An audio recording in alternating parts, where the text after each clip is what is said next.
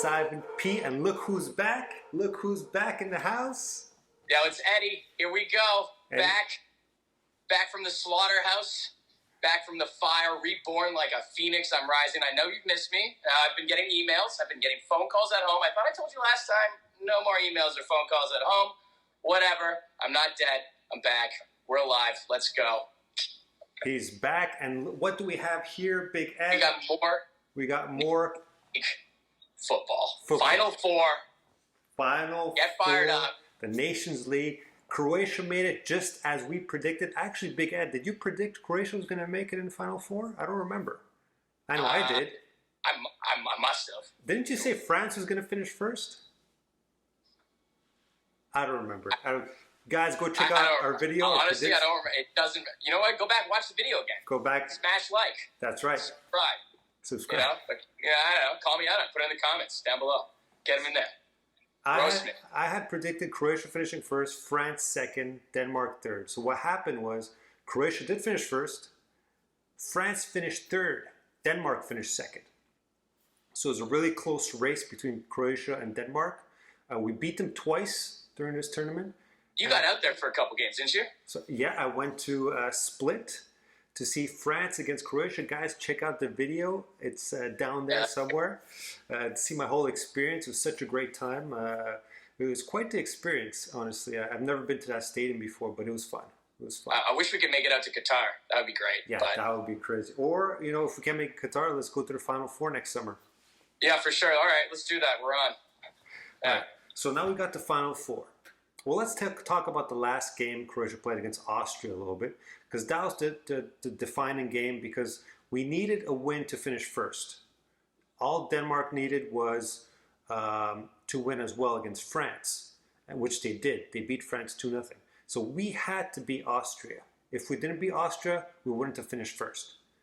So, and with that big clutch goal? With that big clutch goal, we had a first goal by Modric in the 6th minute of the game. That's what you want to see. That's what everybody wants to see going into this World Cup. This is just a taste of things to come. But if he's finding scoring touch here, oh baby. Yeah, and you know what I even liked even more was it came from a pass from Vlasic. Vlasic has been playing more and more with Torino now. And just seeing him on the pitch and making the assist for Modric, he had a bad season last season, and this season doing better and better. And it's just great to see him do better on the pitch, because we need a player like Vlasic. Yeah, we need these guys to really rise up and start accepting the passing of the torch that's about to start happening in a big way. So it's exciting times, man. It's exciting times. Yeah, it's good. The future's brighter than ever, I think. And you know what? Then we had Austria scored 3 minutes later, so they had the game tied 1-1. All right, so that I got kind of nervous. We have to win this game. If we tied, we weren't finishing first, so really had to win. And then finally, who was it that scored in the second half? Oh yes, it was Marco Livaja playing for Hajduk Split. He came off the bench. He scored a couple of minutes later with a header. And it was a pass from Meyer. What a beautiful cross from Meyer. Now, Meyer's got just so much touch. It's so fun to watch him out there. Like Meyer is becoming like I'm not going to say he's the next Modric, because Modric is like a one-time in the generation player, but he has that talent to go really far in his career, and who knows, the sky's the limit for that kid. He's definitely sending some great balls around the pitch. He's a threat offensively with what he can do with that ball, I feel. So it's awesome to see him out there. And we're not even sure. Is he a midfielder? Is he a winger? But I mean, he could do it all. He's getting up there. Position, and that's awesome. And then finally, a couple of minutes later, Lovren scored. Who would have thought Lovren would have scored a winning goal for 3-1 Croatia? Finally, we made it.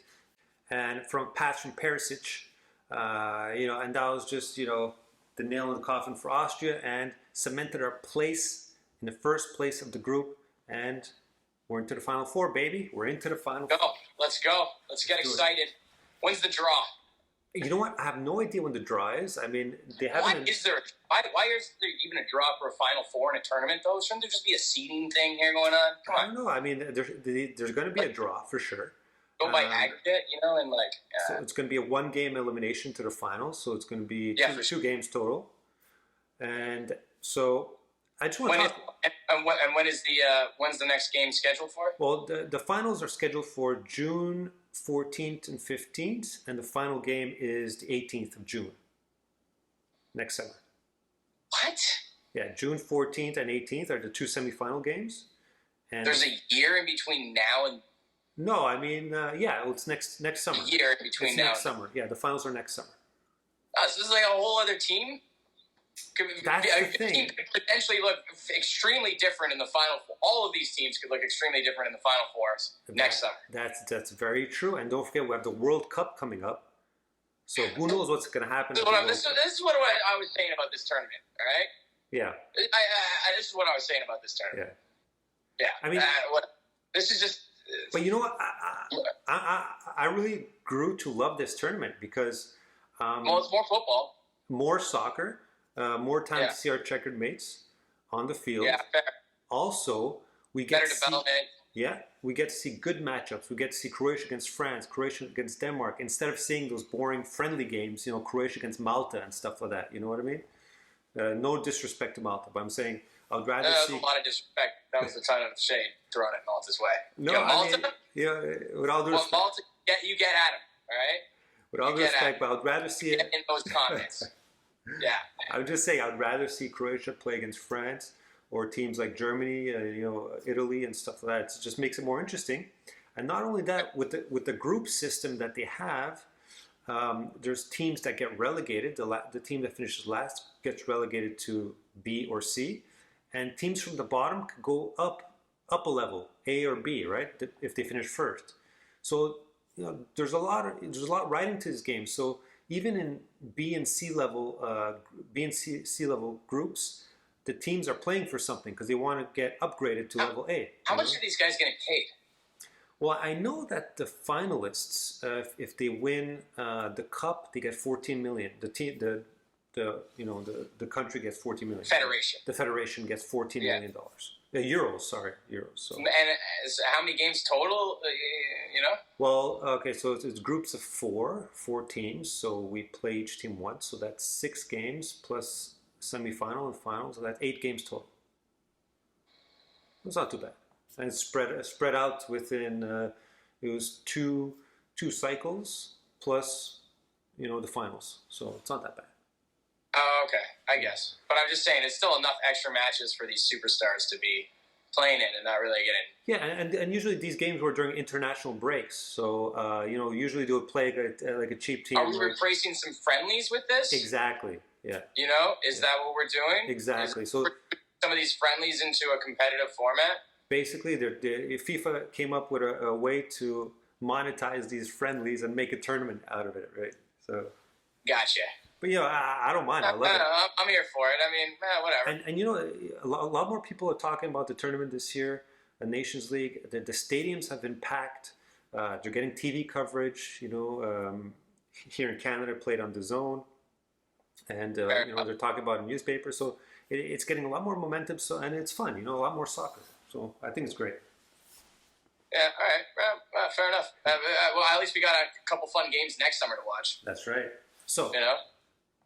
Now that we got that established, let's take a look at the last 4 teams. Go through them again. 2023 Nations League. So, we got obviously Croatia. We got the Netherlands.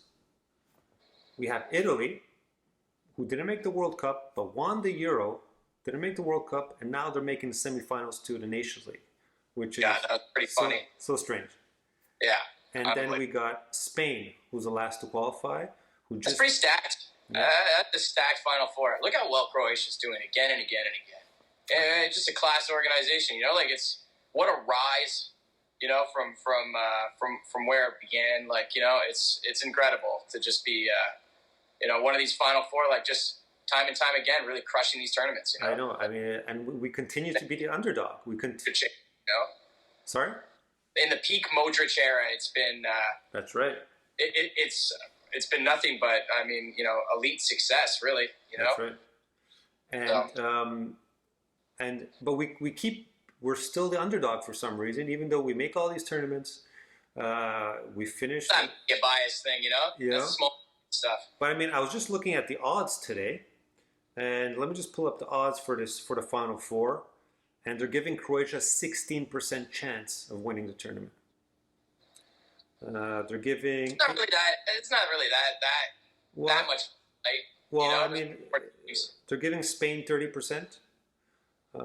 They're giving Netherlands 30% chance, and Italy 24% chance, and Croatia 16%. So, again, we're the underdogs in this tournament. And I mean, that's where the rankings sit, kind of, you know. But whatever. Hey, you know, we're always underestimated, and we'll prove them wrong, right? How much of a better chance would they have given to France if France had made it? You know? But we beat France, and we don't get a better chance. Like, if France was in there, wouldn't they be getting at least 25 to 30%? You'd think so. That's right. That's a good and yet, point. Where are they? You know? They almost got relegated, by the way. French almost got relegated. It is like I'm not going to tell you what to do with your money, but it seems to me like that semifinal is going to have a pretty nice line on Croatia. Yeah, that's if you're a believer, I don't know. I might be smashing that button right there and putting down some couple bucks. But I mean, there's going to be a lot of time between now and then to really evaluate. Once again, teams could look very different. Who knows what could happen between now and then? There's just a lot of time. God forbid any injuries. You know. You're absolutely right. And once again, there's going to be a World Cup. We'll see what happens after World Cup. Are any players going to leave? Is Modric still going to continue playing? Is Perisic going to continue playing? We'll see what happens after World Cup. Right? That's what we're talking about here. There could be. I mean, you'd think Modric at least be there. You wouldn't think that he came this far to qualify and do all this stuff to get in there and then not follow it through next year. And plus, like you got the World Cup in Qatar, but those are games that are going to be played where? Europe? In Qatar? No. The Nations League. Nations League, yeah. It's going to be in Europe, yeah. Yeah, exactly. So, the World Cup, awesome, but you're in Qatar, and then if you're going to retire from the team, I think you probably wait at least till after the following summer for such a guy, because you're going to be going out. At least you go out in Europe. Yeah, exactly. I don't think any of the players would want to miss an opportunity to win a cup, to win a trophy, right? That's true. It's true. Especially Modric. If the fan support's there, if that stadium's packed, it's going to mean just as it's going to mean a lot to them too. So Big Ed, this was my prediction. All right, my prediction was if Croatia doesn't win the World Cup, we're going to win the Nations League Cup. That was my prediction. Oh, that's well.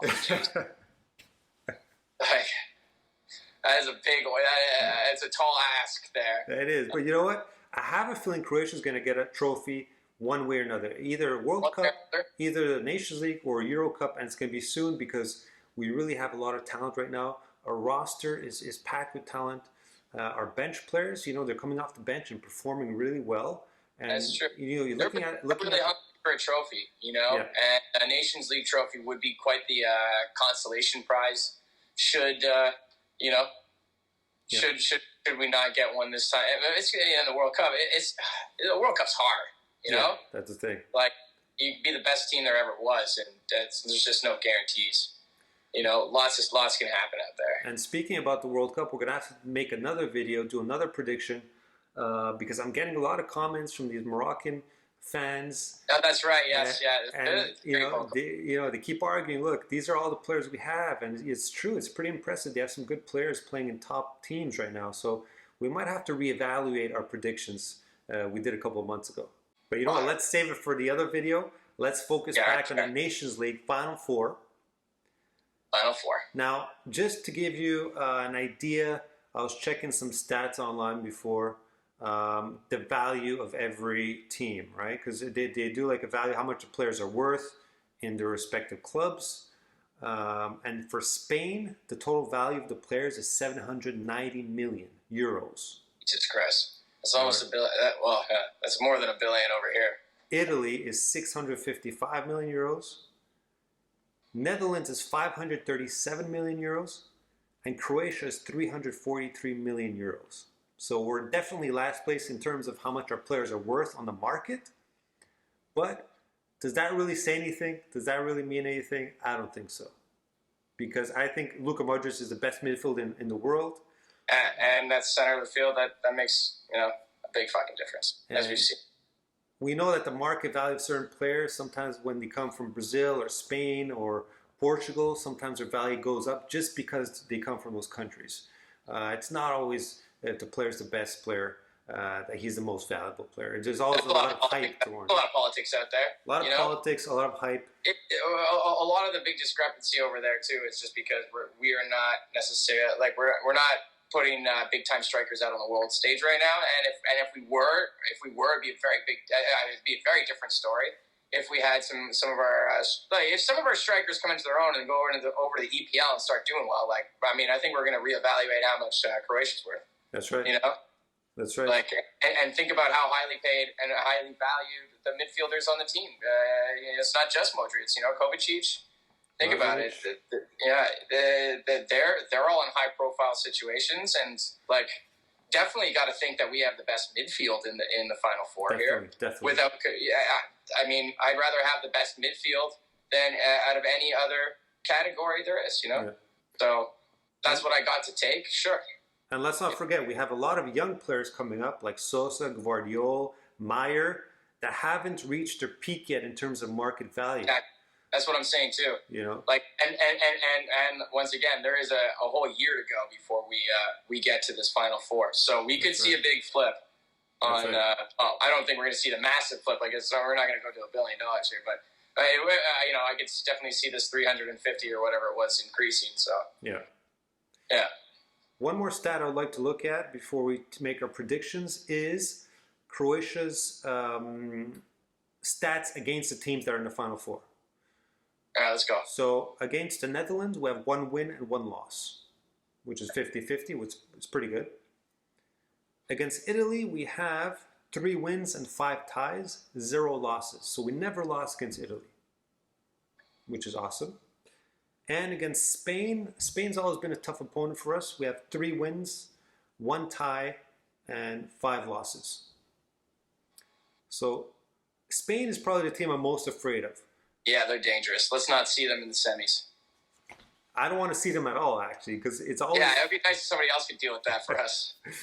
Yeah, give us the let's give us who are we in there with? The Netherlands. Give us the Netherlands in the semis. Give us the Netherlands in the semis. Those guys will collapse.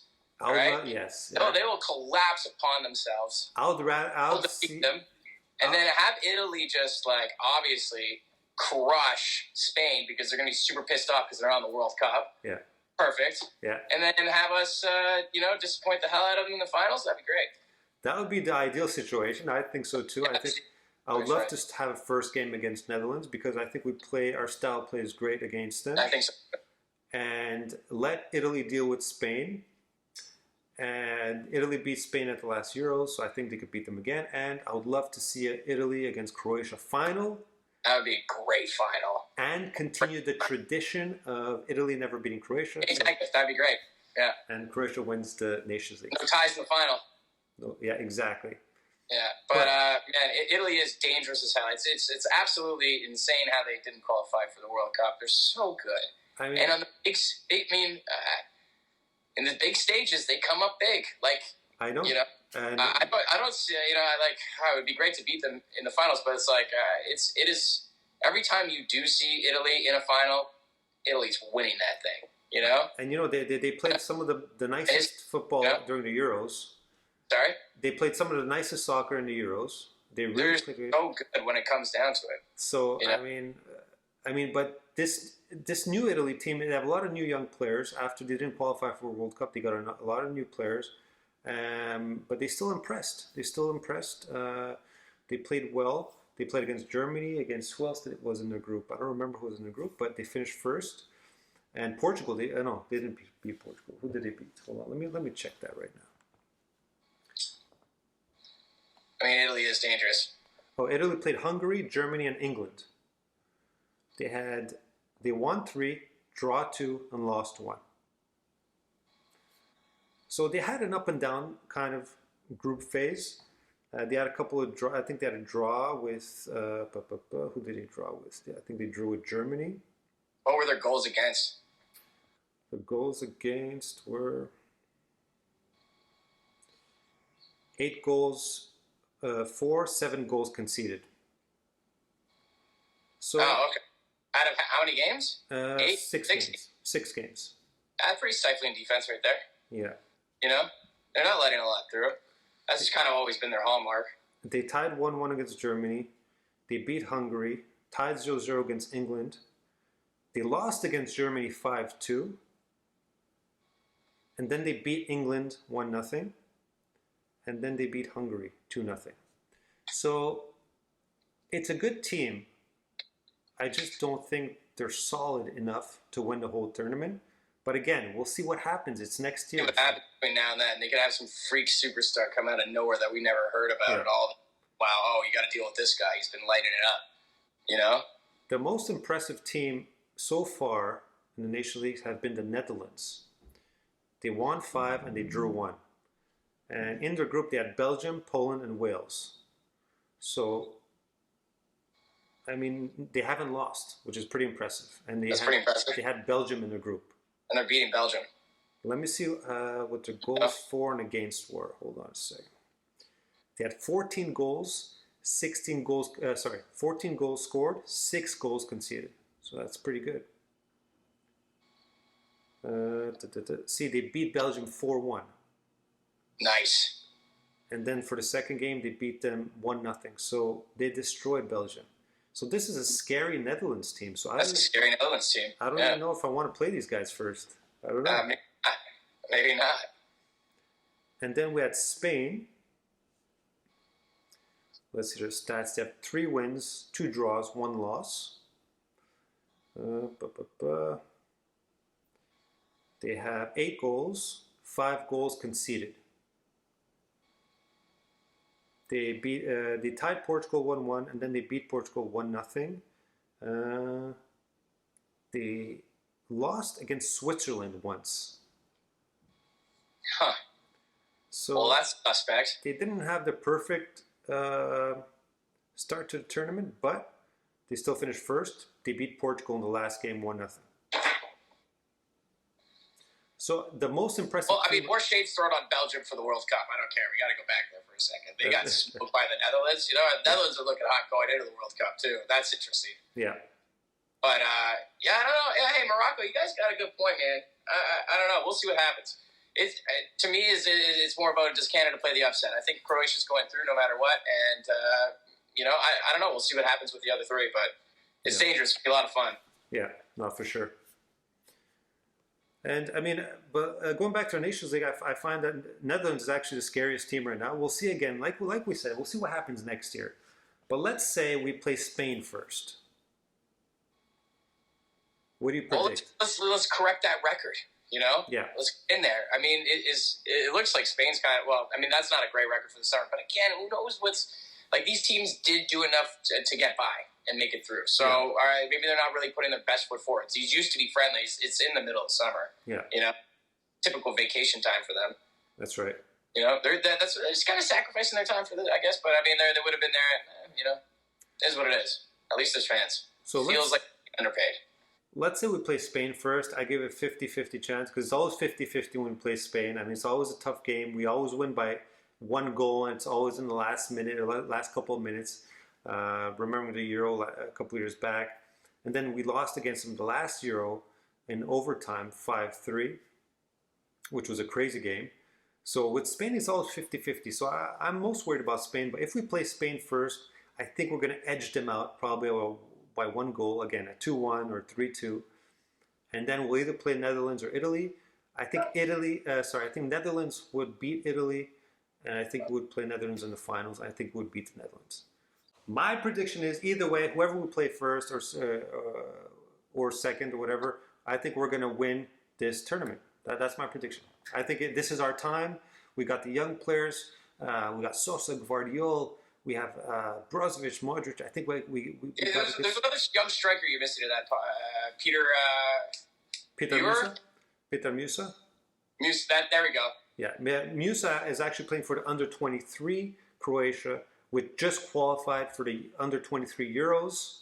Nice. Yesterday. So they beat Denmark. He's not playing on the big squad right now, eh? Not yet. But in a year... In a year, he might be. You're right. I believe in this kid. He's just Atalanta, eh? Peter Musa, no, he's playing for... who is he playing for? He's playing in Portugal. He's playing for Benfica, I think. Is it? Yeah, he's playing in Portugal, yeah. He's off... You're talking about Pasalic, who's playing for Atalanta. There we go. I'm talking about Pasalic. Pasalic is playing. Yeah, he's there. Oh, that's my guy right there. Yeah. Yeah, who I couldn't remember his name right now. Rusty boys. But yeah. They like him out in Atalanta. I know that. Yeah, they love him. I've been following that fan group for a while, just trying to gauge how they're liking him, and yeah, man, they like their passing, bro. They think he's real. Yeah, so I'm seeing I don't know. I got a feeling about this guy really coming into his own. He will. He will. He's still young. You know, he still has a way to go, but he's going to hit his peak soon. We gotta pray for these. Yeah, exactly. We gotta pray for some of these young strikers in the fold to really kind of start developing here. It's true. We don't have like a real number 9, like a real striker. I mean, we have a couple of strikers, but they all have their own kind of talent. Yeah. You know, they all have their positives and negatives, but they're not the complete striker that we need, like a Šuker or a Mandzukic or something like that. But yeah, I feel like Pasa has an outside chance to kind of look like a Mandzukic. Maybe, yeah, but he's more like a false 9. I find he's more like in the back of the striker, but we'll see. I mean, he might develop into one. But what He's got no, doesn't he not? Does he not have that kind of a build? You know, he does have like a kind of like a nose for the goal. He knows how to position himself. He's not small though. He's not small, but he's not as tall as Mandzukic. I don't think he's. No, okay, fair enough.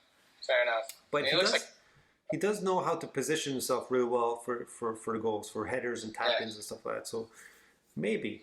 But we've got a couple of strikers now, and what I like from Dalic right now, he's figuring out ways how to use each and every striker in different situations. That's good. And because, you know, we have Petkovic, we have Livaja, we have Budimir, we have Kramaric, and, you know, none of them are a complete striker, like I said, but Dalic is finding ways with the formations to use them to the advantage of you know, what's going on in the field, and it's nice. It's good to see because everybody's kind of scoring now. We got midfielders scoring, we got Modric scoring. That's right. But if midfielders are scoring, I feel like it's looking good. That's dangerous. Exactly. Yeah. So it's good to see that everybody we got Lovren that scored, you know. Meyer scored the other day, so it's good to see that everybody's kind of contributing in goals.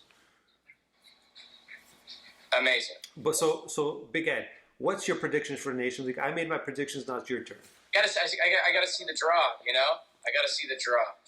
I just feel like because of the history of this team and because of the players that probably are going to be retiring after this tournament for us, that should we not win it all in Qatar? And I'd much rather, if I had to choose, I'd much obviously rather win in Qatar. Obviously, yeah.